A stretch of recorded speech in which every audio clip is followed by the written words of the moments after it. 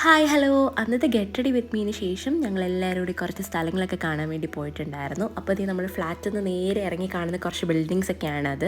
ആ ഒരു white colour കാണുന്ന അവിടുത്തെ ഒരു മുനിസിപ്പൽ കോർപ്പറേഷൻ പോലത്തെ ഒരു ബിൽഡിംഗ് ആണ്. അപ്പോൾ ഈ ഒരു സമ്മർ സീസൺ ആകുമ്പോഴത്തേക്ക് അവിടെ ഒരു ഏരിയയിൽ ഫ്ലെമിംഗോസ് ഒക്കെ വന്നിങ്ങനെ ഇരിക്കാറുണ്ട്. അപ്പോൾ അതിനെ നമ്മൾ ഫ്ലെമിംഗോ സിറ്റി എന്നാണ് പറയുന്നത്.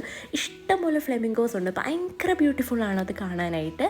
പിന്നെ അതിനുശേഷം നമ്മളുടെ യൂഷ്വൽ പരിപാടി കുറച്ച് ഷോപ്പിങ്ങും കുറച്ച് ഫുഡൊക്കെ കഴിക്കുന്ന പരിപാടീസൊക്കെ ആയിട്ട് പോയിട്ടുണ്ടായിരുന്നു. അപ്പോൾ അത് ഈ കാണുന്നതെന്ന് പറയുന്നത് ഞാൻ സ്ഥിരം പോകുന്ന അവിടുത്തെ ഒരു കുട്ടി ഫാൻസി ഷോപ്പാണ്. അമ്മയ്ക്ക് കുറച്ച് ക്ലിപ്പും പിന്നെ കുറച്ച് ഫാൻസി ഐറ്റംസൊക്കെ വാങ്ങാനായിട്ട് പോയതായിരുന്നു. And the next day morning അവിടെ നല്ല മഴയുണ്ടായിരുന്നു. അപ്പോൾ ഞങ്ങളെല്ലാവരും കൂടി അവിടെ അടുത്തൊരു ഡിമാർട്ട് എന്ന് പറഞ്ഞ നമ്മുടെ ഇവിടുത്തെ കുട്ടി ലുല്ലു ഹൈപ്പർ മാർക്കറ്റ് പോലെ ഒരു ഏരിയ ആണ്, ഒരു ഷോപ്പാണ്. അവിടെ ഇല്ലാത്തതായിട്ട് ഒന്നുമില്ല. പിന്നെ അവിടെ കയറണമെങ്കിൽ നമ്മൾ സാധനങ്ങളെല്ലാം കെട്ടിപ്പൂട്ടി അവിടെ ഒരു റൂമിൽ ഏൽപ്പിക്കണം. അപ്പോൾ ഇവിടെ നാട്ടിലേക്ക് വേണ്ടിയിട്ട് കുറച്ച് കുഞ്ഞു കുഞ്ഞു സാധനങ്ങൾ വാങ്ങാൻ പോയതാണ്. പിന്നെ അന്ന് തന്നെ രാത്രി നമ്മൾ ഗേറ്റ് വേ ഓഫ് ഇന്ത്യക്ക് കാണാൻ പോയിട്ടുണ്ടായിരുന്നു.